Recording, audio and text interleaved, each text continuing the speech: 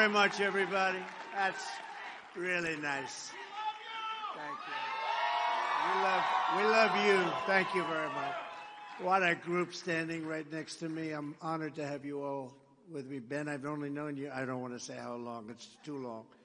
But you have done some job. I'm very proud to be with the 5 gentlemen up here. Very special. And we have a lot of special ladies and gentlemen in the audience that are my friends, and they have been for a long time. Thank you very much. Thank you for being here. And I'm thrilled to be here tonight with crooked Joe Biden's absolutely worst nightmare. Hundreds of proud, black, conservative American patriots. The worst nightmare. Together, we're part of the greatest political movement in the history of our country. It is the greatest movement, I think, without question, in the history of our country. And it's done great things, and then we had a little interruption. But the interruption is not going to last much longer. And we're going to have a tremendous victory. It's going to be even, I believe, greater and probably more important even than in 2016. That was now number 1, but I think this is going to be something very, very special.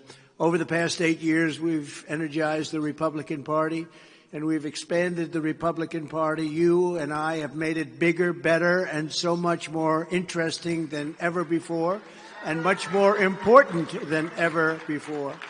In 2020, we increased our share of black vote by 50%, 5-0. And we earned more votes from African Americans, Hispanic Americans, and Asian Americans than any Republican in generations. This hasn't been, you go back many, many decades, and we're really honored by it. We're on track now to smash. You see what's happening. The polling's coming out, and they go, wait a minute, there must be a mistake here.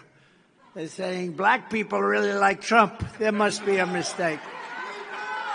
These guys know it's no mistake. They're saying, what's going on? We had one today, 28%. We had one at 31%.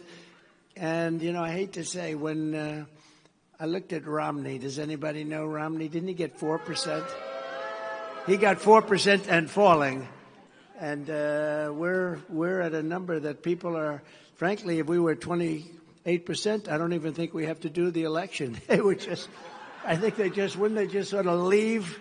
They would leave. They'd just say, let's get out of town. Well, the getting is good because we're going to do great things for everybody, for all Americans. As one sign of just how great a job we've done, there are more black Republicans serving in the U.S. House of Representatives today than at any time since the 1870s. That's a long time ago. To me, that's a sign of progress, but the radical left Democrats in a cause, and it's a cause for panic for them. It's a nightmare, hysteria, and rampant outbreaks. They're suffering from a terminal case of Trump derangement syndrome. Have you all heard? They have Trump derangement. They are really not doing well. And they shouldn't be doing well because, honestly, they've done a lousy job for you. They've done a lousy job for you. They've done a lousy job for everybody. But for black Americans, they have done a very poor job. Every day, we are welcoming more black voters back home to the Republican Party. You remember the Party of Lincoln, to help us reclaim the party of Frederick Douglass, party of Abraham Lincoln and other great people. We're delighted to have some of our party's most prominent leaders with us tonight, and they are really incredible leaders with incredible futures. And some of them, like Byron Donalds, is so young. Wesley Hunt is so young. You guys are so young. Oh, I'd like to get a couple of years from them. They're young and they're brilliant and they have an incredible, incredible future. They really do. I think they have an incredible future. Senator Tim Scott, he gave me his endorsement. He's been one of the best people we've ever had involved with us. He's been unbelievable. He's a dynamo. And I heard what he said to you. He gave a speech today at Rock Hill. He tore the house down. He's better for me than he is for himself. You know that? Right? You know why? He's a good person. I don't mind speaking about myself. He doesn't like speaking about himself. He likes speaking about people that he thinks can do a great job. He's a special. Where is Tim, by the way? Is he around here someplace? Because He was just back there. He is a very, very special guy. And another special man is Secretary Ben Carson. And, you know, we were running. Can I tell him our little statement that you made to me in a church one day? Actually, you made it twice. You made it in church and you made it just before a debate. But we're running, and he was doing very well, by the way. He was knocking them dead. Everyone loved him. He was tremendous religious support, evangelical support in particular. And he was going up, up, up. And I was up there. I came out, and I was doing really well. And I started to get a little bit nervous about Ben. He was going up a little too fast. I was not. And he said to me, you have nothing to worry about. God put you in this position. You're going to win. I was running against him. He's the most competitive guy. But he said, you're going to win. God put you in this position. And I was confused because I'm ready to go into a debate stage. And he's doing so good. And he made that statement. And I always remembered that. And then he made a similar statement at the church. And he's been a great friend of mine. He did a great job. No scandal. Remember, he was at HUD. Everybody at HUD has scandal. You know, they get a little money for an apartment house approval someplace. No scandal whatsoever. HUD, you go check out HUD. Housing, urban development, you check it out. There's been a lot of problems over the years. There was nothing. He just ran a great operation with some very good people you had. You were right about all those people, and they were great. Thank you, Ben, very much. We appreciate the job you've done. And thanks also to Black Conservative Federation founders Deontay Johnson and Quentin Jordan. Fantastic people. Congressman Joe Wilson, you know, famous for a remark he made years ago. Nobody will ever forget it, and we love this guy. He loves our country. A woman that I've known for a long time. I refuse to say how long, but I've known her for a long time. And she's really incredible. And she was very advanced. I mean, she understood what was happening long before most of the people in the room really did. Alveda King. Where is Alveda? Where is she? Thank you, Alveda. You really were. You know, you were a pioneer in the Republican Party, so to speak. She understood what was going on. Vice Chair of the California GOP, Corinne Rankin. Thank you very much, Corinne. Thank you very much. Great job. She's another one going places. A lot of people are going places in this room. Vice Chair of the Maryland GOP, Nicole Bennett. Thanks, Nicole. Great job you're doing, too. A friend of mine, somewhat controversial, but smart as hell, Vernon Jones. Where's Vernon? He's not even. Are you controversial, Vernon? No. Scott Turner. He did a fantastic job in the administration. Scott. Jack Brewer. These are great names that have done incredible work. Duke Tanner. Thank you, Duke.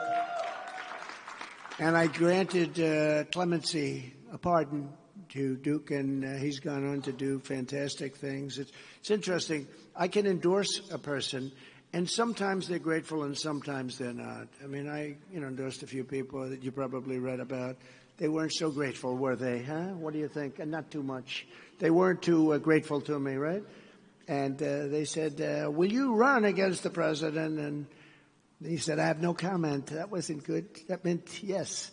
But I did. I endorsed a few people that weren't very grateful. But the one thing, when I gave pardons to people, every single person, I mean, I've never seen, when they see me, they cry. It's such an incredible power of the president. And people that I felt were unfairly convicted of something, or maybe it was too long. We had a woman, a wonderful woman. We all know who that is. I won't even mention names. She was given 50 years in jail. 50. She served 22, 23. And she had like 25 years left. I said, for what? And today it would be, they wouldn't, it would be a reprimand, what she did. And it was so sad to see that. I let her out. I let a lot of people out, a lot of great people. But I've never had anybody with a pardon. The endorsements, mostly good, but, 10% of them just really are not very appreciative. I wish I had them to do again. I would never give them. I would never give them. I would never give them. I'll tell you that much right now. The hell with those people. But when I pardon somebody, I've never had anybody get out and said, "Oh, I don't like him. I never liked him. I'd like to run against him. I'd like to do." They see me and they literally start to cry. People with records and people that had some big problems, and they're cleaner than anybody else in the room. You know, when you give a pardon, they're expunged of everything. They're the cleanest people. I often say, this guy who had a rough life is cleaner than anybody else in the room. All dilettantes, right? They say the cleanest. But it's something that I really appreciate. So we appreciate some of the people that I gave pardons to are in this room, and we all know who you are. I know who you are, and it was my honor. It was my honor. A man who I really like, and he's a hell of a pastor, I can tell you that, Pastor Mark Burns. Mark, where are you? Where's Mark Burns? He's a great guy. Good. These lights are so bright in my eyes that I can't see too many people out there. But I can only see the black ones. I can't see any white ones, you see. That's how far I've come. That's how far I've come. That's a long way, isn't it? These lights. We've come a long way together. Lynn Patton, she's been incredible. Lynn Patton. And tonight's honorees, so deserving, Mary Milben and C.J. Pearson. So Mary and C.J., congratulations. That's unbelievable. With the help of many of you in this room, we are going to win the South Carolina primary tomorrow night. Hey, this is exciting. Stick around. We'll all get together, okay? And this November, we're going to defeat crooked Joe Biden. He's a crooked, corrupt, horribly incompetent president who's destroying our country. Other than that, I think he's quite a nice man. No, you know, it's funny. I was talking this day. We had a big rally. We could have filled that arena. It's a 8,000-seat arena. We could have filled that thing 3 times. And I said to the people, I didn't say this often, but I said, look, here's a story. I always respected the office of the president and the presidency so much, and I would never hit Biden very hard. But then he indicted me.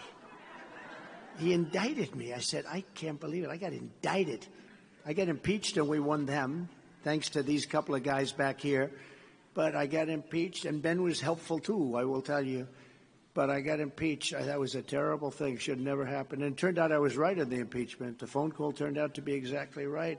They found the laptop from hell. It confirmed everything that I said. They actually go around now saying, you know, we shouldn't have impeached that guy. He was absolutely right. But we beat him twice. But I got indicted for nothing, for something that is nothing.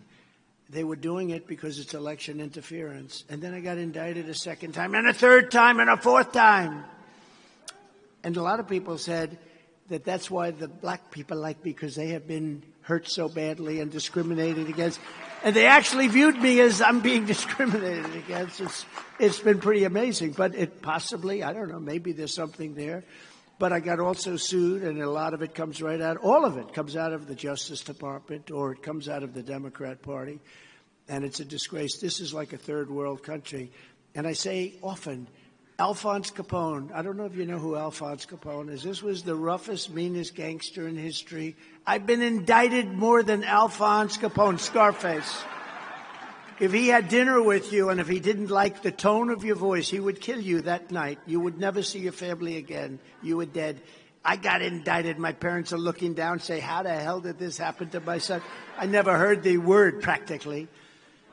But we're going to do something that's great for our country. We're going to make America great again for everybody, but we're going to make America great again also. And I'm not sure I can say necessarily again in this case for African Americans. We're going to make America great for all of our country, but for African Americans. And maybe we have to leave the word again out. You understand what I mean? Because maybe there is no again. We're going to make it great for you and great for everybody, and that's important. Our country's gone through hell, and in many cases, our country is in hell right now, and we're going to turn it around. We're going to turn it around fast for everybody, and I think you're going to be very happy. A big start tomorrow. We won, as you know, Iowa in a landslide. We won it by twice the record.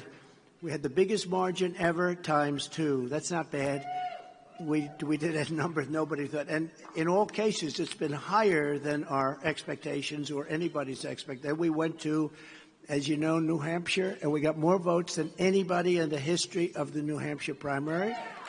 Then we went to Virgin Islands and Nevada. In Virgin Islands, we won all of the delegates. In Nevada, we only got 99.7%. We won. So that's 4. And I heard Nikki today. Nikki, wonderful. I will never run against our president. He was a great president. Don't forget, she worked for me. But a lot of people don't realize I actually moved to there because I wanted to get Henry the governorship, if you want to know the truth. That was very important. And he's been a great governor. And Peggy, they've been a great couple. But that was it was a big factor. I said, well, if I move her over, she'll probably be okay, but we'll get a great governor for a state that I love. I've always won here. I won the primaries and I won the elections. We never had a loss here, Ben, right? We never had a loss. But so, Nikki, we're going to see how that all turns out. But we have a big deal tomorrow. And it's so important that everybody get out and vote because we want to win by big margins because the big day is November 5th. And we have to send a signal that we're coming.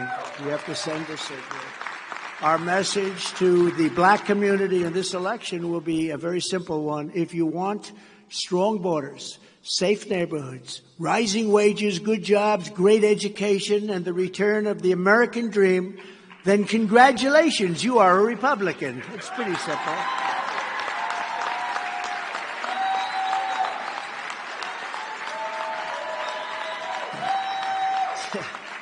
Joe Biden and the radical left have abandoned everything black Americans care about. They've really let you down. Look, we all understand it. They've thrown black Americans overboard, and it's been not a pretty thing to watch. You take a look at some of these inner cities, but I and the Republican Party will fight for the black community like you have never had anybody fight for you before. And with me, you will never be taken for granted. You will never be taken for granted. They've taken you for granted. Do you ever notice they always come around about 2 months before an election? Then they get your votes, and then they go on, and, 4 years later, they come and say hello, or 2 years, depending on what office we're talking about. But they come back, and they do nothing. They do absolutely nothing until it's election time. Then they come in, they seek your vote. The future we want is one nation, indivisible, with liberty and justice for all. And that's what we're doing, and that's what we're going to happen. And Joe Biden is actually, his incompetence perhaps, but Joe Biden is a threat to democracy, a real threat to democracy. They're trying to turn that around. They're trying to say, Donald Trump is a threat to democracy. No. When they do weaponization and when they do election interference like a third world country, they're really a threat to democracy. Under my administration, black Americans prospered like no time in the history of our country. We achieved the lowest African American unemployment rate ever recorded. That's a big stat. That's like, Babe Ruth hit the most home runs, or Barry Bonds. I don't know. Who the hell is it? What are we giving Barry Bonds? Huh? It is, I'd see. I know they put an asterisk. I'm trying to figure out what's going on, but there's something awfully nice. How many home runs did he hit, Do we give it to Barry Bonds? Tell me. Do we give it to Barry Bonds or Babe Ruth? You got to give it to Barry. Okay, I'm okay with that. Barry? Okay, I'm with Barry. Hey. Especially tonight, I'm with Barry. I'm with Barry. In front of another group, I may be with the Babe, but I don't. But we also set record low unemployment rate among black young people. It was a record. It was never anything like it. Before the China virus, you don't mind if I call it that. We want to be accurate, It came out of China. It came out of China, right? 1.2 million African Americans lifted themselves out of poverty on the strength of the Trump economy, the most in more than a century. Think of it. It's never happened like that before. Black Americans saw their largest increase in home ownership ever recorded. These are things that happened during this 4-year period, Wesley, right? All of it. The black labor force participation rate reached its highest point in a generation with Senator Scott. Tim Scott came to my office. I'll never forget it. I have an idea, he said. We created opportunity zones which drove billions and billions of dollars in wealth to revitalize our most distressed communities, especially in the inner cities. I think it's the greatest economic development program maybe ever, and people don't talk about it. But that was done by Tim Scott, and then he came to see me, and we got it done, and it's been incredible. I got record funding for historically black colleges and universities.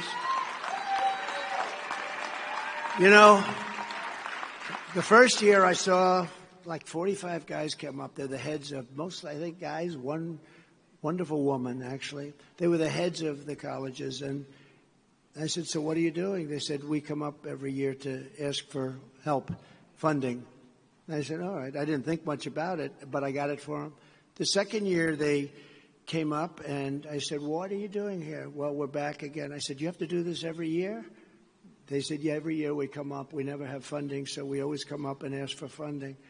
And one of them said, I feel like a beggar. I come up, I feel like a beggar. We do a good job with those incredible schools, but I feel like a beggar coming up. I said, ooh, that's tough. And sort of then forgot about it as we did. You know, I was focused on Russia hoax, and lots of other things, right, that we won. There was no collusion. I could have told them that in the first minute, Ben. But the third year they came up, I said, okay, you're here to get money again, aren't you? Yeah, well, that's. And they'd come over to the White House, and I got to know them a little bit, and they were fantastic. I tell you, in particular, like I had some guys in there that were phenomenal people. And I said, you're looking for money again? I said, I have an idea. Why don't we get you a 10-year plan where you have all the money you want? Give me a number, and I'm going to add some more onto it, and I'll get it approved. And I got it approved, and we took care of these incredible people. And I said, the only bad thing is that I like you guys. I may never see you again. It was very sad, actually. I said goodbye to them, and actually I've never seen them again. They don't need me anymore. But Ben knows this. You remember that period of time. It wasn't that easy to get either. And I think a lot of the politicians in Washington use that as a lever to take advantage. In other words, every year they'd have to come up, and what are you going to give me now? They don't have to they don't have to kiss anybody's ass anymore, I can tell you that. So we took care of that. A lot of people don't know that. Everybody on stage knows it. And we'll invest more in a second term. We're going to take care of them, and they really have. They've done a great job, and it's very tough. You're competing against schools that have billions and billions of dollars in endowments, and it's a tough deal. But they've done an incredible job under crooked Joe Biden. It's been nothing but it's really a catastrophe and a disaster, and you know it better. And I'm not saying this, and this is from the heart. It's been a disaster for Black Americans. Biden gave you a 3-year inflation rate of almost 39%. So over 3 years, didn't matter if you made a little bit more money. After inflation, you were way, way behind. The number of African-American families living in poverty has increased by more than 50% since the year one of his administration. Hard to say that his administration, because, you know, we got more votes than anybody in the history of a sitting president. We got millions more votes than we did in 2016. I was told by John McLaughlin and Fabrizio, the great pollsters, sir, if you can get 63 million votes, that's what we got in 16, there's no way you can be beaten. Well, we got like 75 million votes. I said, so I guess we didn't get beaten, yeah? But they said we got beaten. Now, we're going to be watching very closely. Look, we have a country that's got a lot of things going on. We have an open border. We have bad elections. We have very, very bad elections. You have to have honest elections and strong borders, or you don't have a country. You don't have a country. The average mortgage payment is now almost 2 times as high, costing the typical family an extra $19,000 a year in mortgage payments from when I was president. You and your family cannot afford 4 more years of Bidenomics. He thinks it's a good term. It's a really bad term. Anything having to do with his name is bad. That's why this November, Black Americans are going to tell You all watch The Apprentice, right? They're going to tell crooked Joe Biden, you're fired. You're fired. Get the hell out of here, You're fired. Get out of here. You've been an incompetent, horrible president. You allowed wars to go that should have never happened. Israel should have never been attacked. Ukraine should have never been attacked. You're a lousy president, worst president ever. The happiest person about him, though, and man who thinks very warmly of him, is Jimmy Carter, because Jimmy Carter is now considered a brilliant president by comparison to crooked Joe Biden. Jimmy Carter is a happy man. For Biden, wrecking the dreams of African Americans is nothing new. You know this. You know the real story behind this guy. I said, do I really want to say this stuff? Then I said, what the hell? I've been saying it. You know, when they said, oh, you can't run. You know, when you look at the presidency, it's such a cherished, incredible position, such responsibility. But 92% of the people were politicians and 8% were generals. So no percent were from where I came from. So they said, oh, he's just going to have a good time. You think I'm having a good time? I'm not sure it's a good time, but I love it. I love it. Because we're going to make America great again. That's why I love it. But I said, do we really want to hit him that hard? Because if you do, you can really go back into history with him. It's the only thing he's really been good at his entire career. You know what that is? Being a racist, because he's a racist. Crooked Joe backed NAFTA, which is a disaster for, just a disaster. It's been a disaster for Hispanic Americans and for black Americans. China's entry into the World Trade Organization, where they just ripped us apart. I took in $472 billion from China. No other president has taken in anything. They did not want to see me do so well. You know, we're leading in every poll by a lot. You see it. And I don't think China's too happy about that, actually. The Trans-Pacific Partnership and every other globalist horror show that ripped the guts out of our country and pulverized black workers and owners of small businesses. So to any black voter who's thinking of casting your ballot for us for the first time, it might be for the first time, and probably is. It's amazing. What's happened in the last 2 years is actually amazing. And it's been based on results, real results. Just remember, you owe crooked Joe Biden absolutely nothing. You don't owe him a thing, so do not feel guilty. Please do not feel guilty. The radical Democrat Party has waged war on black families for many, many decades. Think of it. It's really 100 years. It's a century. They've controlled these cities for 100 years. Hard to believe. I said, can't be. It is. They've controlled. And look at what. You take a look at Baltimore. You take a look at New York. You take a look at Chicago. You take a look at all of these places. Take a look at what's going on in the West Coast. Take a look at what's happening. And they've controlled these cities for 100 years. And nothing happens. They're slum areas. They're dangerous. Nothing has happened. And we're going to change it. We're going to change it. Thank you. I like that guy. Thank you. Thank you very much. What a voice. I love that guy. Who the hell is that? Is he a friend of yours? Yes. We're going to send him to the Met.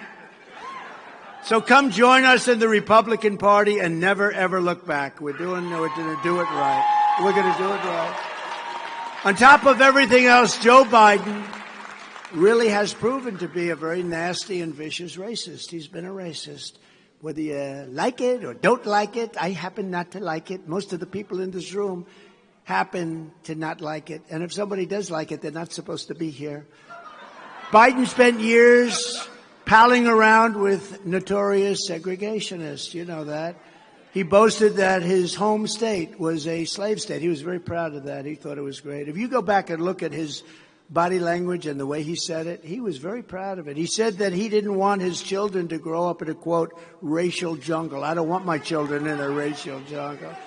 Joe Biden drafted the 1994 crime bill, which caused unfair sentencing disparities that devastated the black community, black families. Cory Booker called Biden the architect of mass incarceration. Remember this. It was a time when Hillary Clinton and Joe Biden were talking about predators and super predators. You heard that. This is a hell of a lot more of a speech than you thought you were going to get, isn't it, huh? They thought it would be boring then. We'd give a little quick, boring speech, but it's called Let's Tell It Like It Is, right? And then years later,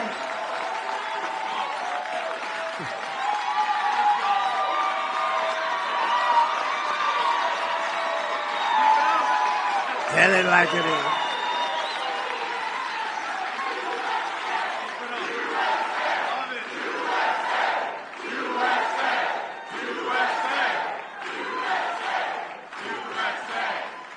Thank you very much. I just want to tell the truth. Remember Howard Cosell? I just tell it like it is. It ended up getting him fired, but these are my... And then years later, in an act of stolen valor, Crooked Joe had the nerve to falsely portray himself as a hero of the civil rights movement, which was so false. And then he said that if African Americans didn't vote for him, you ain't black. Now that one's been so recent, I didn't even want to, but he did say that. A lot of people were surprised. He did say that. But that one's so recent, I didn't even want to put it in. We had to go back to the real stuff. But he did say that. I was a little surprised to see it. I'm sure you were too. Unlike racist Joe Biden, I've spent my entire life working hand in hand with black Americans to create jobs, build buildings, invest in our communities, and expand opportunity and freedom for citizens of every race, religion, color, and creed. And we have. I built a lot of buildings, and I want to tell you, a black worker is a great worker. You've done an incredible job. They've done an incredible job. Really talented, great people. And that goes for others too. Hispanic is incredible. You know, the Hispanic numbers are, Ben, they're through the roof. In Miami, we're leading in Florida with Hispanic. Along the Texas, they call it the corridor, but it's the line going between Mexico and Texas for a long way. We won every single community along they call it the special line. We won every single community, and mostly, I think it's 88% Hispanic. It was a fantastic thing, something that I'm so proud of, and it is really changing the Republican Party. The Republican Party's been a much bigger party. It's a much bigger, more inclusive party, and that's a fantastic thing. Yeah, no, it's a fantastic. I'm very proud of it. Here's my promise to you as your president. I will go to work for you every single day. I will not quit until the American dream is alive and thriving for you and for every citizen in our land. And we put America first. You don't mind that. We put America first. Everywhere Joe Biden puts our citizens last, I will put you first. You will be first, and America will be first, and we're going to do things that nobody ever thought possible. Our country right now is being destroyed by people coming in that nobody has any idea where they come from. Think of it. They're coming in from prisons and jails. They're coming in from mental institutions. An insane asylum, that's a mental institution on steroids, okay? They're coming in at a level that nobody's ever seen before. These guys have, it's the biggest thing. It's the biggest. So when I ran in 2016, it was such a big thing, the border. That was peanuts compared to what we're talking about now. And I tell the story. I did such a good job on the border. Remember? They're coming in. They're racist. They're this. They're that. And they said rapists, too. I called them everything. It's peanuts compared to what this turned out to be. And that was less. Those words were very inflammatory at the time. About 3 months later, they realized that the words were correct, except they weren't strong enough. It was actually the opposite. But we took this and we did a job with it, and then they wouldn't talk about it anymore. They didn't want to talk about it. But we're talking about it now because this makes what happened in 2016, it just pales by comparison. There's never been anything like this. This is an invasion of the United States of America. And they're taking your jobs, and they're taking Hispanic jobs, and they're taking union jobs. how about the unions? The unions, they work long and hard to get their wages up, and they have wages now, and people are going to be working for 15% and 20% of what people are getting now. And we don't want that. We don't want that. In some ways, it's good for an employer, but it's really bad for our people, and it's very unfair for our people. And we don't want that. We want people to come into our country, but we want them to come in legally through a process. And it is true. A lot of unions are looking and they're saying, what are we going to do? Because, you know, you're driving a truck and they do a great job, but you're driving a truck and somebody comes along and he's willing to do it for a tiny fraction of the cost. And those people are out of jobs. The unions are going to be in big trouble. And Biden's the one that's allowing them in. You know, he gave 2.5 million work permits this year to people that are illegal immigrants, 2.5 million work permits. And those are people. And the bigger problem is, and you know, at Georgia, in Georgia today, University of Georgia, they had a horrible killing. I said there's a new category of crime. It's called migrant crime. It's coming in at a level that nobody's ever seen before, and it's vicious. I call it Biden migrant crime, but it doesn't sound as good. No fairness. It does. It's too long. It's migrant crime. But just remember, he's the one that allowed this to happen by stupidity. Well, Biden wants to raise your taxes by $6 trillion. I will make the Trump tax cuts the largest tax cut in history. We'll make it permanent and give you the new economic boom. It's going to be an economic boom. When I was president, we slashed taxes for working families. We doubled the child tax credit, which frankly wasn't a Republican thing to do, but I said we have to do it. I do things that aren't necessarily Republican. You know, I do what's right, and I do things based on common sense. Somebody said, you're a conservative. I said, no, I'm really a person of great common sense. We need borders. We need a strong military. We need good education. We need low interest rates. We want to be able to buy a house. It's really based more on common sense, I think, than anything else. Who could allow what's happening? This is an invasion. Have you seen New York, where hundreds of thousands of people are living on streets, are taking parks that the kids can no longer play? They're going into schools and taking schools. They don't speak a word of English, and they're sitting down in classrooms. Nobody knows what to do. It's a disaster that's happening, and that's happening all over the country. As we supported moms and dads by dramatically expanding education savings accounts. I don't know if you've taken advantage of it, but it's a phenomenal thing. Under my leadership, the Republican Party will always support the creation of strong, thriving, healthy American families. And something that's very big in the news today, through Alabama, you saw that decision. We want to make it easier for mothers and fathers to have babies, not harder for them to have babies. That includes supporting the availability of fertility treatments like IVF in every state in America. You saw what happened. It's become sort of a big story. I put out a statement, and so many politicians are calling me, thank you for that statement. I put it out on a thing called Truth Social. It's the hottest platform. It's also where I speak. It's hot, and it's truth. Everyone said, you'll never get the name Truth. I said, let's try it. Sir, don't bother. You're not going to. They wanted something with 5 letters, like tweet. I don't know. Is it a tweet anymore? I don't think so. You know, it's X. So what do you do? Say you're going to tweet? I don't know. They changed the name. I was sort of happy about that. But think of it. They said they had all these different names, these crazy names that nobody understood. And, you know, like Zion, Ziananing, Dodong, Dadang.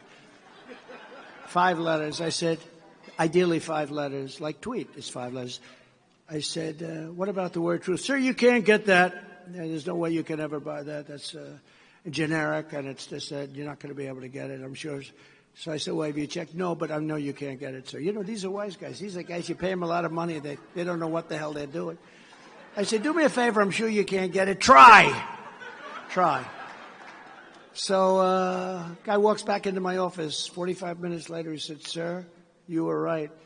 We just bought the name Truth for $2,100. I would have paid millions. A guy had it. He said, man, and he probably got it for nothing, and, you know, a long time ago. And he's happy. He's a very happy man. You know, he walked away with a couple of $1,000 for doing nothing, having a name tied up. and we have the name "And Truth Was Born." That was a good experience. But it just does tell you, always give it a shot. Never give up. If I wouldn't have said that, would have some name that nobody knows, has any idea what it means. Like the overwhelming majority of Americans, including the vast majority of Republicans, conservatives, Christians, and pro-life Americans, I strongly support the availability of IVF for couples who are trying to have a precious, beautiful little baby. Some people need help, right? You agree? If Wesley didn't agree, I'd probably have to take that back.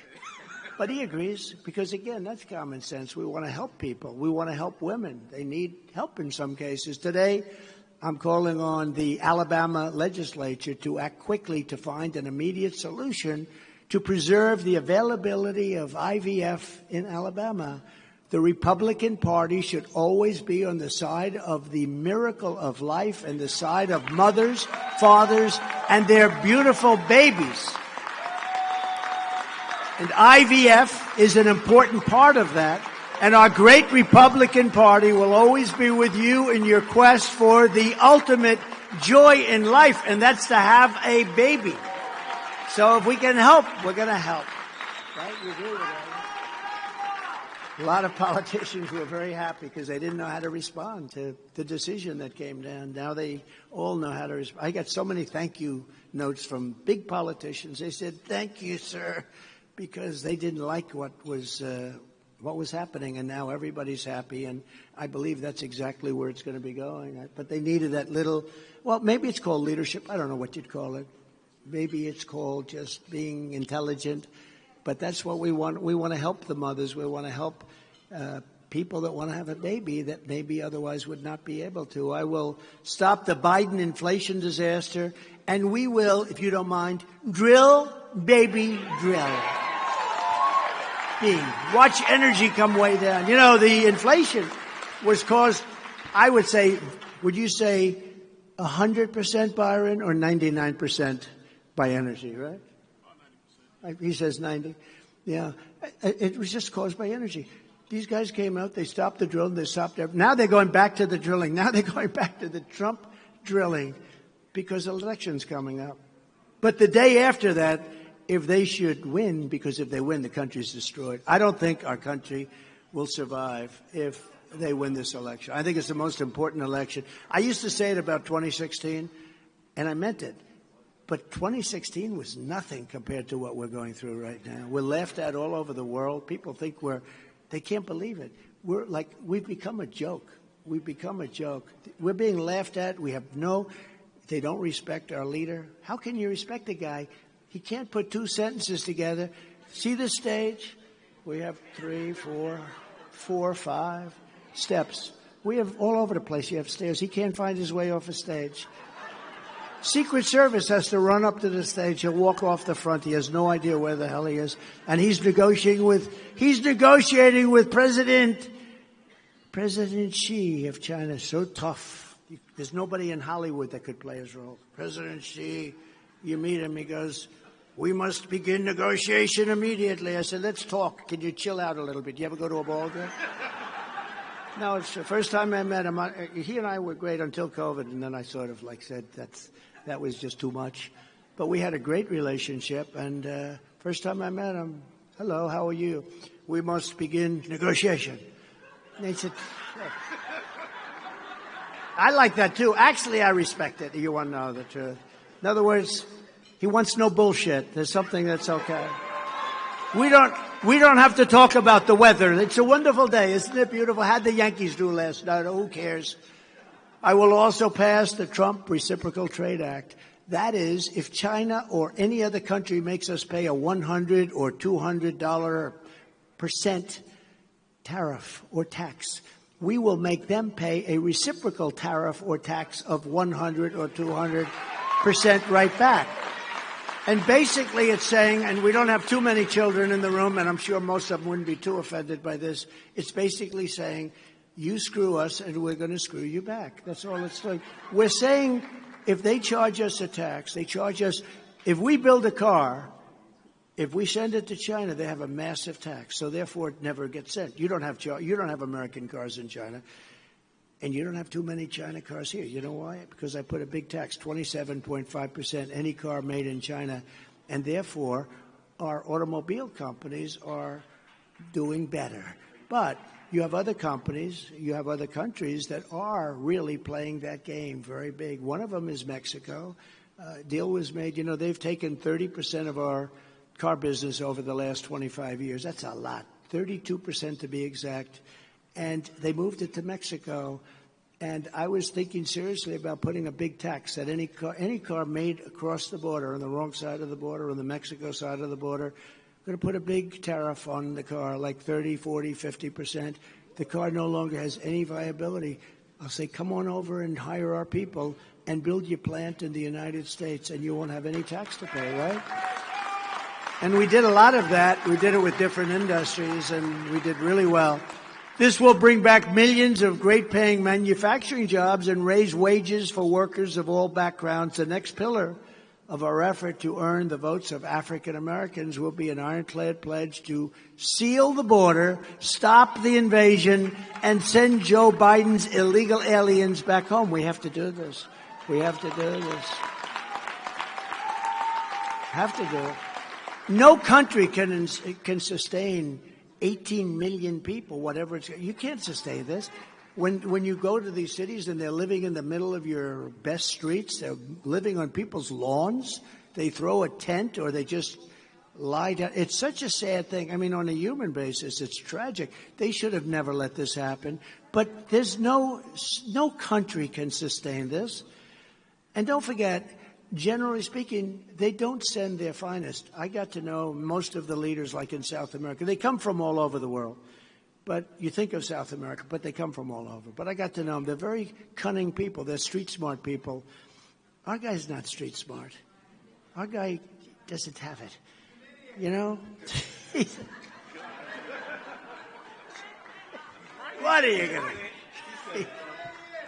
Remember I said that about Chris Christie? You're not allowed to use the word fat. You know that. You're not allowed to call... You're not allowed to call somebody fat. It's politically incorrect, okay? So I was with, this guy has Trump derangement syndrome like nobody. How's he doing lately, by the way? He's got Trump derangement syndrome at, I would say, a terminal level. And some guy shouts out in the audience, he's a fat pig, but nobody heard him. He was very quiet. Right? Nobody heard him. He was in the front row. He said, sir, he's a fat pig. And I said, okay, listen. You, stand up, please. The guy stands up, big, strong guy. I said, you cannot call Chris Christie a fat pig. You just don't do that. You can call him a pig, but not a fat pig. You're not allowed to use... So never, please, I'm going to have you removed from this room. You cannot call him a fat pig. I said that about 12 times to the guy during the night. So anyway, but it's one of those things. Well, he just did. He just said something that was sort of cool back there, but we won't repeat it. No one is hit harder than the people in this room, the black workers, the Hispanic workers, people that have good jobs. They're going to be decimated. Everything is going to be changed. The world is going to be changed because of all these people pouring into our country. And you have to understand, though, the leaders of these countries, they are street smart. They're not sending their hard-working, good, they're sending people. That's why they're sending them out of their prisons. Prisons in various countries that you know very well are empty. They used to be full. Remember the pictures 2 years ago where they're so crowded? Oh, it was hell. But these are rough guys, too. These are rough, tough guys. You look at MS-13, probably the roughest gang in the world. I mean, they cut people up for fun. They don't like using guns because it's not painful enough. Remember they attacked the 2 girls on Long Island going to school, and they cut them up into little pieces. And these people are coming into our country. They're nasty and tough and horrible. But those countries keep their people, the people that they want. They send us the people that they don't want. That is not just people from prisons. That is not just people from mental institutions and terrorists. It's other people also. They are trying to keep the people that have made their country, whatever it may be, whether that's good, bad, or indifferent. Their wages will be cut in half. Your wages will be cut. the black worker, their wages are going to be cut in half, but much more, I believe, much more than that. And ultimately, their jobs are going to be gone. They're going to be given to other people. It's a bigger problem than anybody understands. Just like I was saying a year ago, I don't want to be bragging, but there was a hat that was made about 2 years ago. It said Trump was right about everything. And it was I was right about everything. I'm telling you.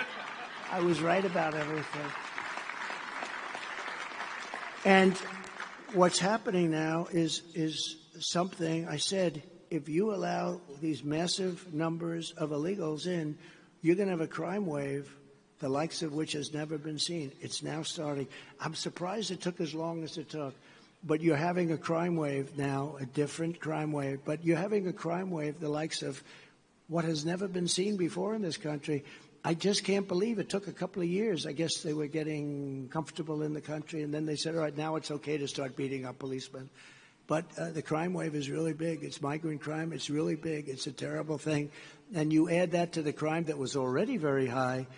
This administration has been a disaster. Joe Biden has already given work permits, as I said, for 2.5 million illegal aliens to complete the total betrayal of black Americans. It's a betrayal. You're not going to be able to get jobs. We got all these people, and they'll work for practically free. And, it's just you're going to lose your jobs. And meanwhile, migrants are being dumped in predominantly black communities. You know that. Look at what's happening in Chicago. I watched women, specifically some incredible women. They're like mothers. They're people. They love their neighborhood. They have pictures and names of their neighborhood. They're saying, we don't know what to do. These people are coming in. We don't know what to do. And the city is giving all of the money to them. They're not giving any money to anybody else. They're giving hotel rooms. They're staying in luxury hotels. And our veterans, our blacks and our Hispanics and our Asians are living on the streets with nothing. It's crazy. It's crazy. He's flooding our towns with foreign gangs and deadly drugs. Drugs are pouring into our country.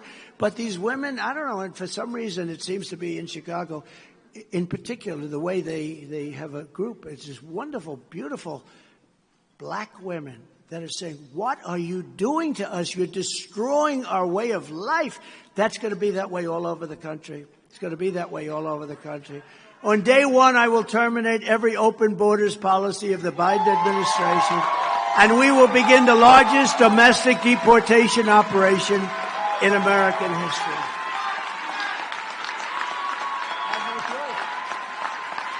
We will also act to swiftly crush the wave of violent crime. And these people come from some pretty tough countries, and I said it before. They couldn't do what they do here. You saw the middle finger going out to our police the other day. If that happened in their country, they'd be dead within 2 minutes. They'd be dead. They took them a little while to realize that we're politically correct, or politically wrong, in my opinion, but it took them a little while. But if they went in, you go into some of these South American countries where they have the guys with the bullets across the, Pancho Villa, right? Boom, boom. They got more bullets. You got to be strong just to carry the ammunition.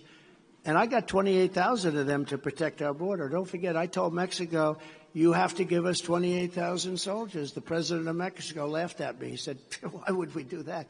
What are you, crazy? We're not going to give you. I said, yes, you 100%. No, we won't. We won't. You know that story. Did anybody hear that story? We won't. And I said, no, you will. You have to give us 28,000 soldiers. We're building the wall. We built 571 miles of wall. We're going to do another 200 miles of wall. We had it built, and then when Biden came in, all you had to do was going to take 3 weeks. It would have been erected 200 extra miles, far more than I said during the campaign that I was going to build. But I said to Mexico, you have to give us soldiers because they're coming through your country in numbers that nobody's ever seen. And the president said no. I said, listen, you're my friend. I like the guy. I said, you're my friend. Send somebody to negotiate with me. So they sent this gentleman over, a very handsome guy, tall, beautiful-looking guy. And I said, I want 28,000 soldiers guarding our border, and I'm not going to pay.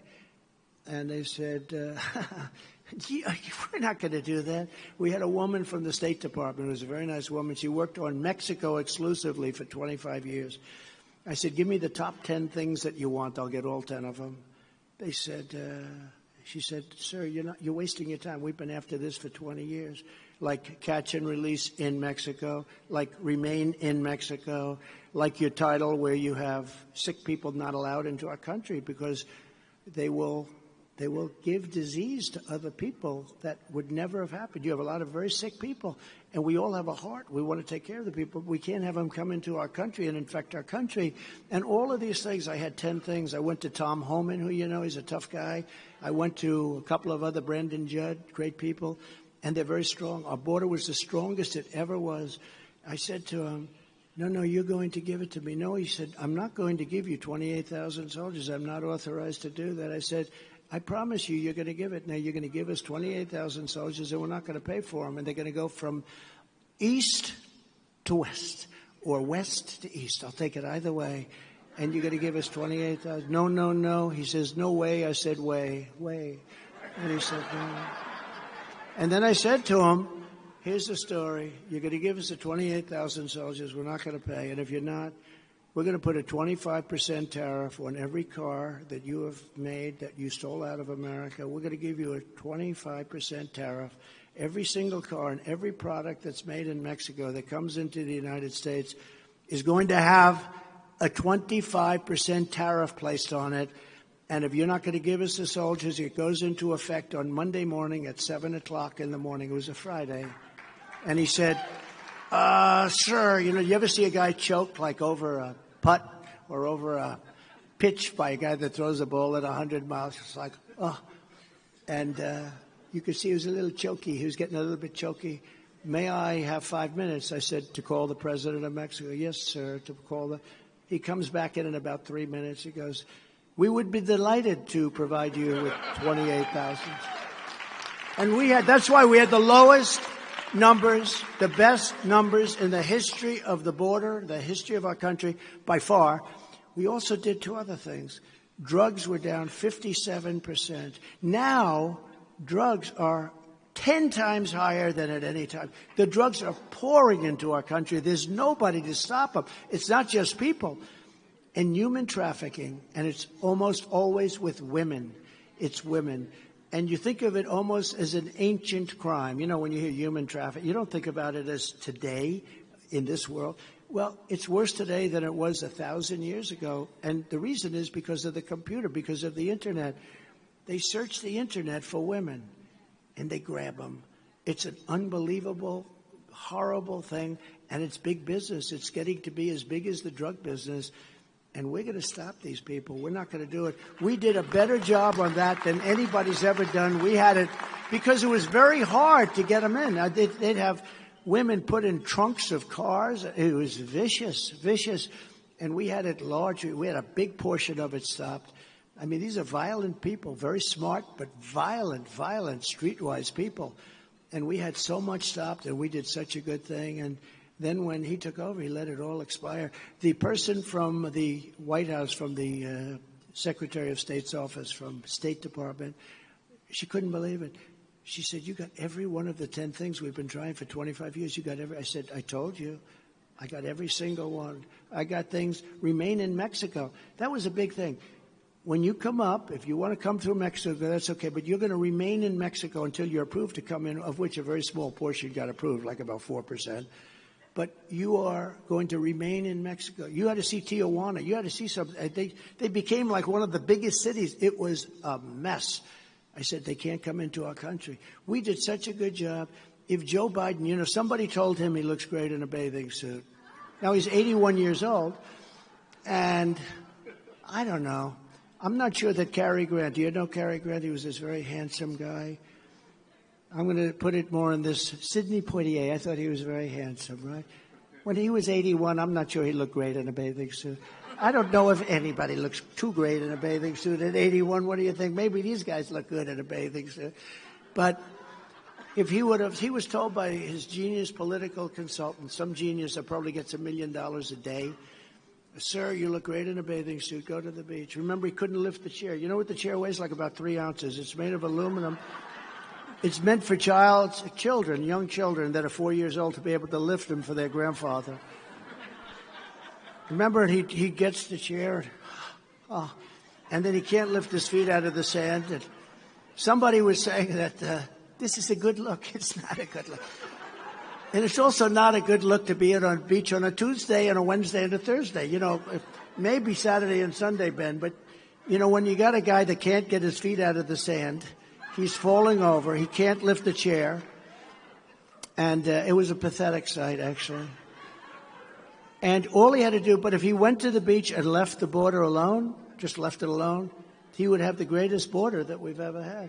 But because I did it, they dismantled everything. They dismantled stay in Mexico. Think of it. Remain in Mexico was such a big thing. It was a big deal. To get that from Mexico, by the way, Mr. President, I want you to have everybody remain in your country. Do you think that's easy to say to a guy? That's why they laughed at me. When I first went there, I said, yeah, we want remain in Mexico.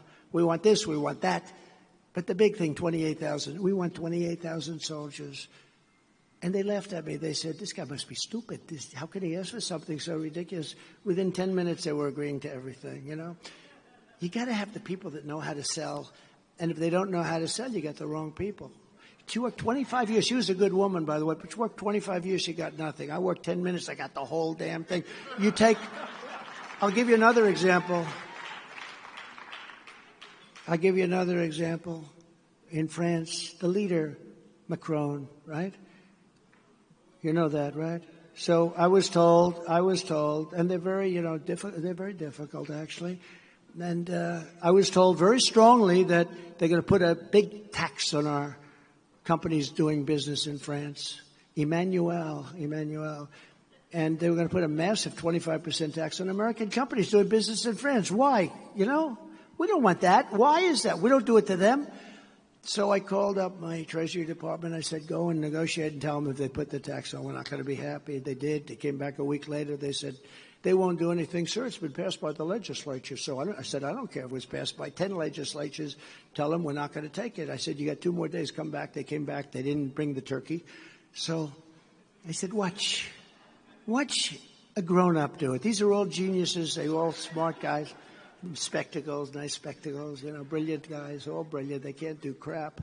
So what I did, I called up. I said, get me Emmanuel Macron, please. Emmanuel, how are you? Oh, Donald, I miss you so much. We must have dinner. I said, yeah, but first we have to settle a problem. Look, you've instituted a big tax on American companies, 25%. Yes. Oh, yes, we have done that. Oh. And, yes, it's been fully approved. Thank you very much. It's already in effect. I said, here's the story, Emmanuel, take it off. Well, I won't be able to do that. This was approved by the legislature. That's okay. You are the legislature. Here's what you do. Take it off fast. Because if you don't take it off, I'm going to put a 100% frickin' tariff on every bottle of wine and every bottle of champagne that comes into the United States from France. No, Donald, you cannot do that. That would be very unfair. I said, no, unfair is what you're doing to American companies. Within about 3 minutes, he said, may I get back to you? I said, yes, but you got to do it fast because it's ready to be instituted. I have it in front of me right now. I'm going to sign it. He calls me back in about 3 minutes. Donald, we have decided to remove the tax. We will not be charging American companies. And that was the end of that. Is that good? Is that a good story? I mean, these are stories. I could give you more of those crazy stories. I got so many of those. I kept you out of war with that same kind of stuff. You didn't have any wars. We defeated ISIS. We killed Soleimani. We killed al-Baghdadi. We knocked the hell out of ISIS. Don't forget, ISIS, I was told by our generals, the television generals. We have great generals, by the way. Great. We have a great military, but not the guys that are on television. Not Milley. He says, you beat me. He actually beat me, too. Not Milley, not others, I won't say. But, you get to know them after a while. But we have great warriors in there. Raisin Cain, right? What's your name? Sir, my name is Cain. What's your first name? Raisin, sir. I said, wait a minute. Your name is Raisin Cain. Yes, sir. That's what they call me. I love you, General. I've been looking for you for a long time. And he beat the crap out of them. What he did was unbelievable. He knocked them out in 6 weeks. I was told it was going to take 4 years. I met him. I flew to Iraq, and I landed in Air Force One, had to turn off all the lights. After 20 years, you still couldn't have the lights of a plane on. We landed on the runway. Maybe you heard the story. I told it a couple of times. We landed on the runway, sir. They said, "Sir, we're getting ready to land. We're about an hour out. Could you please have all the lights turned off in your cabin?" I said, "Why?" "Because we don't want anybody to see us." So we spend $1 trillion, and we have to turn the lights off because we're going to be shot down. Think of it, how crazy. I said, "Can you imagine? I'm spending, and they're pulling down the shades, they're turning off." Not only pulling down the shades, and so the plane is totally dark inside, no lights on the wings, nothing, everything's out. And they're flying in, so what I did is I went up and I said, "I want to see the captain. I want to fly in with him," because I love doing that. I love this great equipment. Although the plane's 32 years old, I ordered new ones, and I saved $1.7 billion from what Obama was willing to pay. I have to tell you, black president, but I got $1.7 billion less. Would you rather have the black president or the white president who got $1.7 billion off the price? I think they want the white guy right now. Got $1.7 billion off the price. I said, no. I said, "We're not doing it. No. I kept saying no to Boeing, and the price kept coming down for the exact same plane. Anyway, so I went up to the cabin, and the captain's there. This captain, better looking than Tom Cruise. I was going to say and taller, but I don't want to say that because I got myself in trouble. A perfect looking, like a male model, everything perfect. You know, they put the best people flying the president, which probably makes sense, the helicopters and the planes. "Yes, sir, it's a great honor to have you in the cabin with us, sir." They had 4 guys that looked like the most handsome human beings I've ever seen. He said, "Sir, we'll be landing in 20 minutes, sir." And I don't know if anybody has ever been in a cabin of a very sophisticated commercial plane, one of the great planes, and it's all computer operated, the sounds and everything. They have a voice. And when you get 100 feet or 1,000 feet, it says 1,000. And it's a computer voice, but you wish you could speak that way. So it goes 1,000. And I'm having a problem because I don't see any lights, and he's telling me we're about ready to land, and I'm looking out for, and I've been in a lot of planes. I love, the whole feel of sitting up front. It's like you're in a bird, and I'm watching. And I have these guys there. They're perfect. They're cool as cucumbers. The 2 captains. I've never seen so many people in a plane. There are 5 telephone operators. They say, "How many calls can I make?" But they have guys. If I want to call China, "Sir, I take care of China. I take care of this is serious. This is like the real deal." So anyway, so I'm walking up. I say, "Captain, are we okay?" Talk about joking. I'm going, "Are we okay, Captain? Is everything all right?" "I don't see any lights up there, Captain." He goes, "Sir, we're fine, sir." And then you hear 1,000. That means we're 1,000 feet over there. That's not much. That's like a building. And this plane's very big. And there is absolutely nothing on the ground, and there's nothing in the plane. It's totally dark other than a little tiny light up front so they can see a little bit. And I said, "Captain, okay. You sure everything's okay? Would you like to go back? Let's go back to America." He said, "Forget, I want to go to Iraq to find out why the hell we couldn't beat ISIS." And I did this. We left at 3 o'clock in the morning from the White House. Everything was very top secret. Nobody knew I was going. It was a big surprise when I ended up there. In fact, they said they think Trump's on vacation. No, that's Biden that's on vacation all the time. The guy took more vacations than any human being in history, I think. He set the record in history, not just for a president. He's on vacation right now. Whenever there's a problem, he's in one of his many homes. Figure that one out. He made $179,000 was his top salary. He's got homes all over the place. So we're in there. It says 1,900, 800, 700, 600. That means 600 feet. That's very close to Earth. And underneath is desert. Not a light. 500. Captain, are we okay? Is everything? Is everything okay, Captain? Yes, sir. No problem, sir. We'll be landing in 30 seconds, sir. 400. 300, 200. Oh. So now we're like 200 feet off the ground. This massive airplane. The wheels are down. 100. There's not a light in the runway. You know the way runways are all lit up, right? We know it. They're all lit up like flash bulbs. There's not a light in the runway. And then boom, boom. We land so beautifully, like perfect. And I said to the captain, "Thank you, Captain." I'm walking out of there. Man. Then I said, "Great job, Captain." "Yes, sir. That was a great honor to have you, sir." "Great honor, sir." And I'm walking out like, get me the hell out of here. So this is all fact. So now I'm in Iraq, and I'm going down, and I see my people, and I say, "Let me ask you a question. Does the President of the United States have the right to give himself the Congressional Medal of Honor because I feel I was extremely brave in sitting in that cabinet?" They said, "Sir, we don't think that's a good idea." I said, "Okay. See, now I'll show you how dishonest the press is. If that's press back there. Here's the headline tomorrow. Donald Trump wanted to give himself the Congressional Medal of Honor." So, right? That's why you can never be sort of cute and jokey. And, when I imitate Biden, because he can't find his way off a stage, as you all know, he makes a speech that lasts usually about a minute and a half because the octane starts to wear off quickly. You ever notice he starts off strong? Within about 2 minutes, he can't talk anymore. And then he walks off. You ever notice he always goes like this?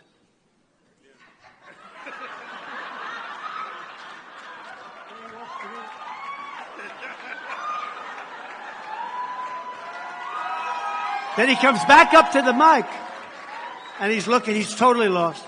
There's stairs all over the place. He can go there, here. He could jump off the front of the damn platform. But he always goes like this. And then there's a stair right there, right?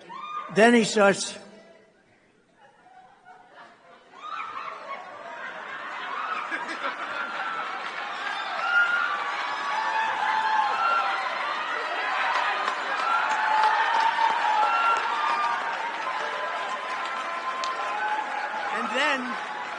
And then Secret Service, by the way, Secret Service, but they're incredible people. So one of these beautiful, handsome, smart, intelligent, with far greater IQ than he had when he was 45. They're much smarter than he. It's always lousy when Secret Service is smarter than the president, okay? But the Secret Service always runs up, grabs him, and leads him off the stage. And we say, this is our president, right? But here's the problem with that. Like I'll sometimes say, Barack Hussein Obama is the president of our country. And they'll say, Donald Trump didn't know who the president was. What I'm saying is Obama's calling the shots, perhaps. But when I say that, so it's very dangerous for me to do this. When I do the walk, my wife, I said, how did I do? Good, honey, but you couldn't find your way off the stage. What happens? I said, what the hell?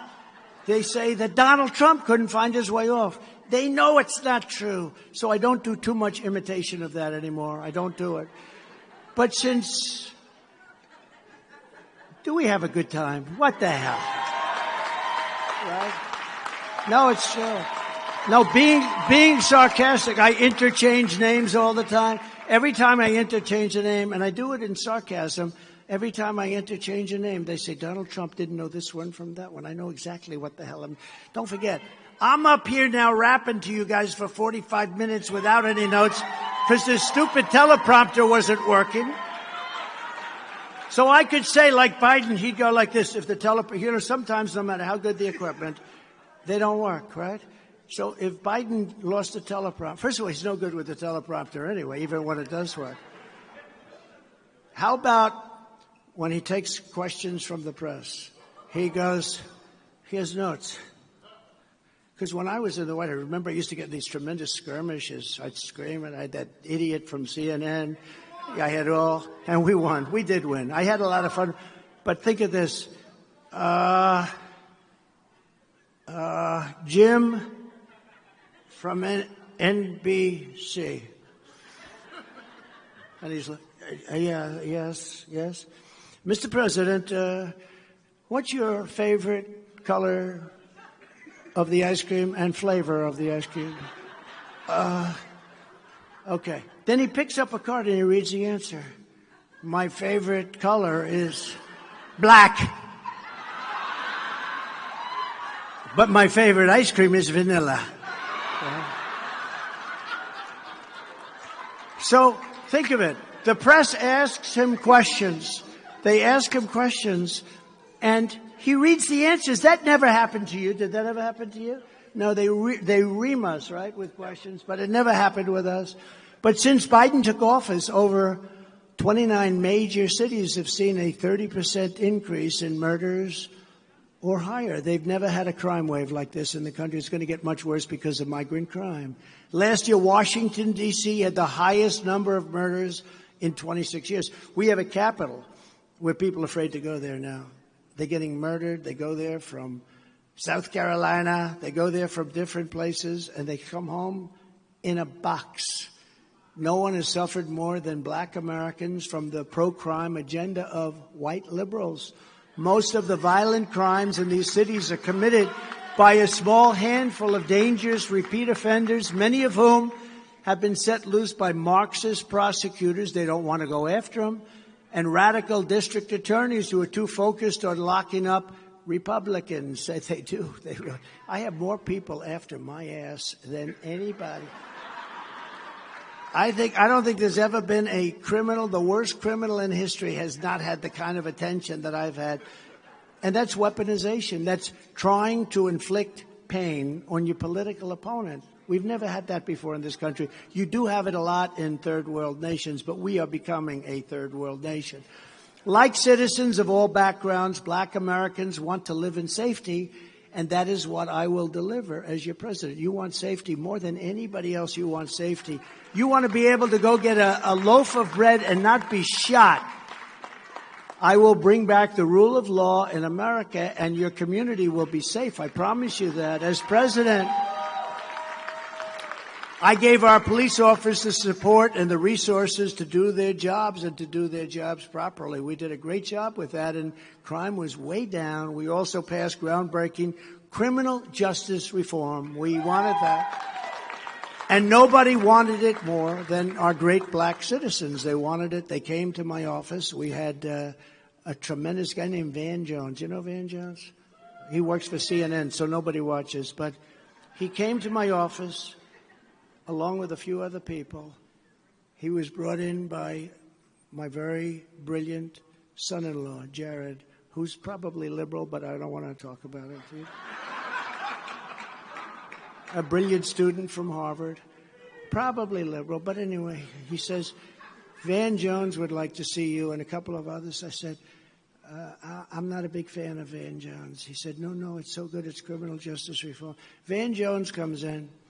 He said, sir, we're 5 votes short. You're the only man that can get criminal justice reform done. We're 5 votes short, sir. We need to get some conservative senators. You think that's easy to get? No. And I said, so tell me about it. And he breaks down and he starts crying. And I thought it was a beautiful thing. I mean, it meant to me that he meant a lot. And he was crying like a baby in the office, saying, we need your help, sir. It's not going to happen. We were so close, but we're 5 votes short in the Senate. And I said, so tell me about criminal justice reform. And he said, it's something that the black community feels very, very strongly about. And I said, let me look into it. And he left. But the guy was, he broke down, totally broke down in my office. And I called up some guys, and one of them said, you're calling about criminal justice. I don't want to do it, sir, but if you want it, I'll do it. I said, I'd appreciate your vote. I called up another one. And then actually we had a couple of conservative guys that actually wanted it, right? We had some conservative senators and congresspeople, very conservative, some of the most conservative. Actually, had the biggest liberals and the biggest conservatives. But I called up a couple, but I had to really twist arms, as they say in the world of politics. And I got it done. Nobody else could have done it but me. Obama tried, he couldn't do it. Bush tried, he couldn't do it. They couldn't do it. I got it done. And it was a big deal, and everybody was happy. And they had a big celebration. Then they had a news conference, and Van Jones was there with about 15 or 16 people. I called my wife, our great First Lady, who says hello to you. She loves you, by the way.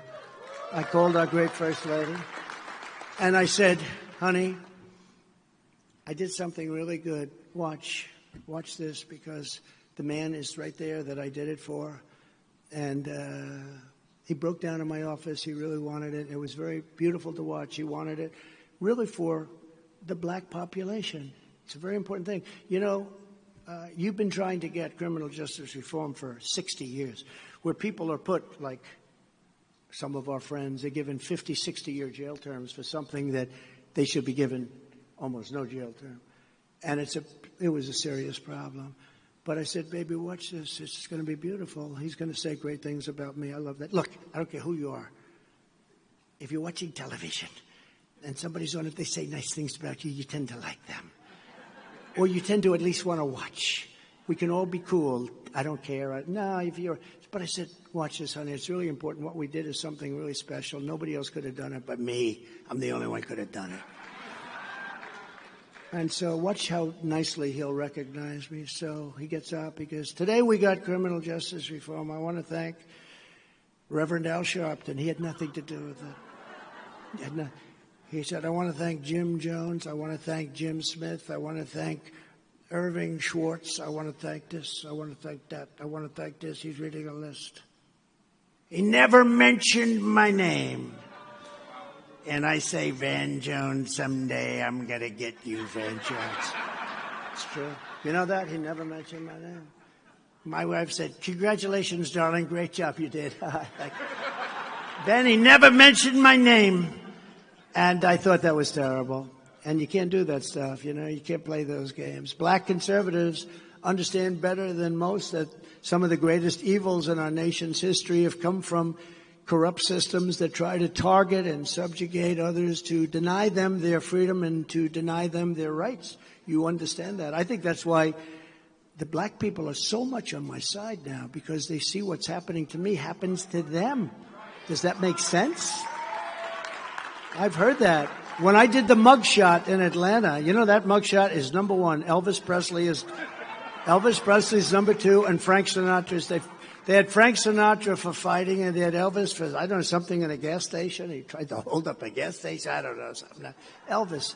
So Elvis is number two, but he was always number one. The mugshot, we've all seen the mugshot. And you know who embraced it more than anybody else? The black population. It's incredible. You see black people walking around with my mugshot. You know, they do shirts, and they sell them for $19 a piece. It's pretty amazing. Millions, by the way, millions of these things have been sold. So I don't know if I'm proud of it or not proud of it, but anytime you can beat Elvis, that's okay, right? Over the past few years, millions of Republicans have woken up to the dangers of weaponized power in our government and our justice system, and no one knows about that better than me. When I return to the White House, I will have no higher priority than to restore fair, equal, and unbiased and impartial justice under the constitutional rule of law. That's for everybody in this room, everybody in this country. We share the dream of Reverend Martin Luther King Jr. He was great. What a speech. Where is she? Where's my beautiful? I want to be able to see you. I wish they'd turn off those lights. But you are so amazing, and we've been friends so long. But we share those dreams of a nation where we are all treated equally because we're all created equal with equal rights and equal dignity in the eyes of God, and we love God. Every time the radical left Democrats, Marxists, communists, and fascists indict me, I consider it a great, great badge of honor because I'm being indicted for you, the American people. I'm being indicted for you, the black population. I am being indicted for a lot of different groups by sick people. These are sick, sick people. Never forget, our enemies want to take away my freedom because I will never let them take away your freedom. It's very simple. They want to silence me because I will never let them silence you. And in the end, they're not after me, they're after you, and I'm just standing in their way. I just happen to be standing in their way from the very first day that we take back the White House. And it's going to be we are going to take back, it's not me. This is the greatest, Make America Great Again. When Biden gets up and says, we're going to stop Make America Great, I say, the guy doesn't even know what the hell it meant. If I said, Joe, what does MAGA mean? I don't know. God, please tell me. I'd love to know. Make America Great Again. But right from the beginning, we take away our beautiful, cherished White House from crooked Joe Biden. I believe we're going to have the 4 greatest years in the history of our country and the 4 greatest years for the black population. It will inure to your benefit, just as it did in my first 4 years. Before I even arrive at the Oval Office, shortly after we win the presidency, I will have the horrible war between Russia and Ukraine settled and restore peace through strength. Just like when I did the wine and just like I did with the soldiers, we will have peace. We will have peace. We're not going to let that go on. People are being brutally killed by the hundreds of thousands. The numbers are far greater than they report. We're going to rebuild our cities into beacons of hope and safety and beauty better than they have ever been before. We'll work with Democrat mayors and Democrat governors if we have to, but we're all controlled by the Democrats. But we will go in and we will straighten our cities out and we'll get rid of the crime. We will take over the horribly run capital of our nation in Washington, D.C., and clean up, renovate, and rebuild our capital city so it is no longer a nightmare of murder and crime, but rather it will become the most beautiful capital anywhere in the world. We will clean it up and we will make it safe and we will fix the roads, which have potholes and filth and garbage, and the medians, which have fallen into the roads. And I just wonder what foreign countries, what leaders of foreign countries think as they come into the Washington, D.C., and they see the deplorable graffiti all over the beautiful white marble columns. I will always defend Medicare and Social Security, which, as you know, Nikki is not doing a good job on that. You know, we sort of don't even talk about her anymore. It's amazing when you do badly in the polls how you don't mention people, isn't it? It's an amazing phenomenon. I hope you, Neocon, I hope you remember that tomorrow, but I will support because we have to get out and vote. We have to send the signal for November. We have to get out and vote. We have to win by big margins. In Iowa, as I said, I got the largest margin in history by double. And New Hampshire, the same thing. We got the most votes in history, more than John F. Kennedy. Think of it. He's right next door. We got many more, thousands and thousands of votes more than John F. Kennedy. That's a great honor. I will support our community churches, and we will put faith and family at the center of American life. And that's a huge thing for the black community. I will fight for universal school choice so that every parent has the power to send their child to the private, public, charter, or religious school that is best for their child. I will get politics out of our classroom and focus our schools on the skills of our children. We want them to be able to graduate from school and succeed and get a great, great job. There are jobs that they're well suited to, but they don't teach that in those particular schools. I think that vocational schools are really lacking in this country. You have people, and they can make more money. They can make more money that way than they're going to make by sitting in some cubicle doing numbers, which they might not be good at, but they may be really great at the other kinds of skills. And I will keep men out of women's sports, if that's okay with you. I will fully uphold the Second Amendment, and unlike Democrats, I will not disarm law-abiding citizens while leaving guns in the hands of violent criminals. We will protect innocent life and restore free speech, and I will secure our elections like never before. Our goal will be one-day voting with paper ballots and voter ID, right? Voter ID. Paper ballots. You know, it'll cost about 9%. I don't know if you know that. With all the millions and millions they spend, and it's still really messed up, it will cost to have great secure elections 9% the cost of doing it the way we're doing it now. It's a scam. But until then, Republicans have to win. We just have to win. If you took the 10 worst presidents in the history of the United States and added them up, they would not have done near the destruction and harm to our country as Joe Biden and the Biden administration has done. He's the worst president in history. And I'm telling you, and I told you before, I would never be this harsh. I'd say, well, he's got some difficulty now. Once I got indicted, I said, wow, that's horrible. Nobody thought that was going to happen. Even the super liberal pundits said, well, they'd never indict a popular president. I get the most votes of any sitting president in history by far. So I guess that makes me popular. I watch some of these shows and they say, well, he's not popular. I said, I think I'm really popular. I have a 92% rating of the Republican Party. If I endorse somebody, it almost guarantees they're going to win. And I got to listen to these fake news people say, They usually tie me in with Biden. They usually say, these are two unpopular people. I don't think I'm unpopular, really. Then they say women don't like him. I think women like me. I think I've never had a problem. Never had a big problem. So if you want to save America, then South Carolina tomorrow, you must go out and vote. You have to do it. And in conclusion, every generation, black patriots in this state, this great state, I love this state, we've won it every time, primaries and general elections, and all across our nation have poured out their blood, sweat, and tears for our country. Black patriots fought and bled on the battlefields of the American Revolution, and they really did, when you read the history, what they gave up. They gave everything to smash the chains of slavery and preserve our nation, and they did it with incredible bravery. They helped win the Wild West, tame the skies, and save freedom in the Second World War. They're warriors. From the very beginning, black Americans have been a vital part of the American story, helping to make this the greatest nation in the history of the world. So true. Thank you. We thank you. We thank you for it. But now we are a nation in decline. We are a failing nation. We are a nation that has lost its confidence, its willpower, and its strength. We are a nation that has lost its way.